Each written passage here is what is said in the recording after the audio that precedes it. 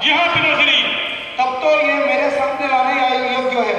रे बानर, बता तू किस अपराध से किसकी बलबूते पर मेरे सुंदर उपवन को उजाड़ दिया और मेरे पुत्र का वध किए हो? महाराज, अपने शरीर को स्वस्थ रखना और उसकी रक्षा करना प्राणी का पहला धर्म है। मैं 100 योजन समुद्र लंघकर आया था और इस परिश्रम से मैं बहुत अधिक थक गया था और मुझे भूख भी लगी थी। इसीलिए अशोक वाटिका के फलों पर अपना अधिकार समझकर उन्हें खा गया और इसी पर आपके सैनिकों ने मुझ पर प्रहार किया।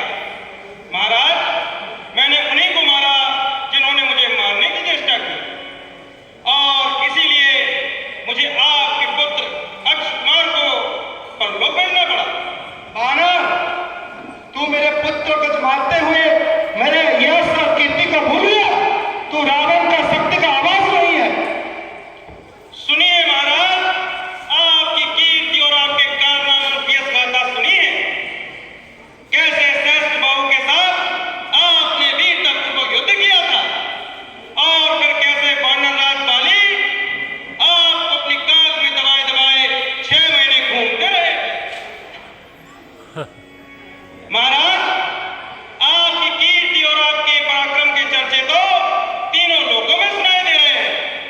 किस प्रकार छल पूर्वक एक अबला स्त्री को चोरों की भांति उठा लाए हो। बानर, तुम मेरी सभा में ऐसे दुष्ट से बात नहीं कर सकता है। इसकी जीवा अभी काट दिया जाए।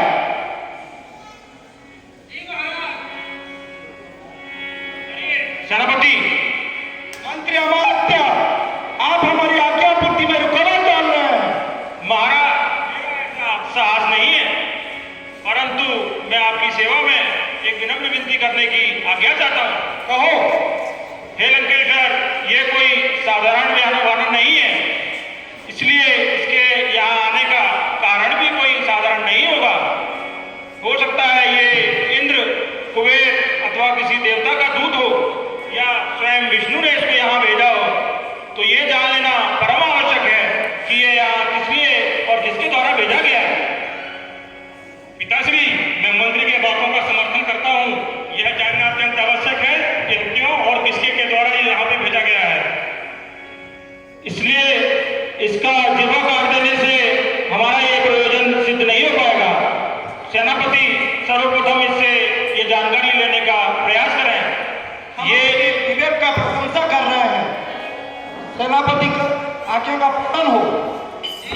रुकिए महाराज, इतने बड़े कार्यक्रम की आवश्यकता नहीं है। इतनी सी बात तो मैं स्वयं ही बता देता हूं। मैं वायुदेव का औरस पुत्र हनुमान हूं। मुझे न ब्रह्मा, न विष्णु, न इंद्रादि देवताओं ने भेजा है। तो तीनों लोगों के स्वामी, रघुकुल तिलक, अमित तेजस्वी प्रभु श्री राम का दूत हूं और उनकी आज्ञा से आया हूं, जिनकी भार्या माता सीता का तुमने छल पूर्वक हरण कर लिया।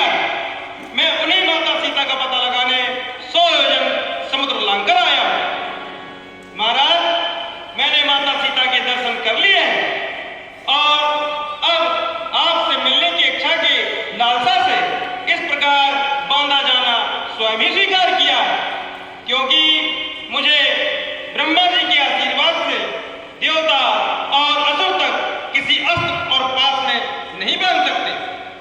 महाराज, मैं तो यह भी देखने की लालसा से चला आया कि महर्षि पुलस्त, जिनका यश निर्मल चंद्रमा की कांति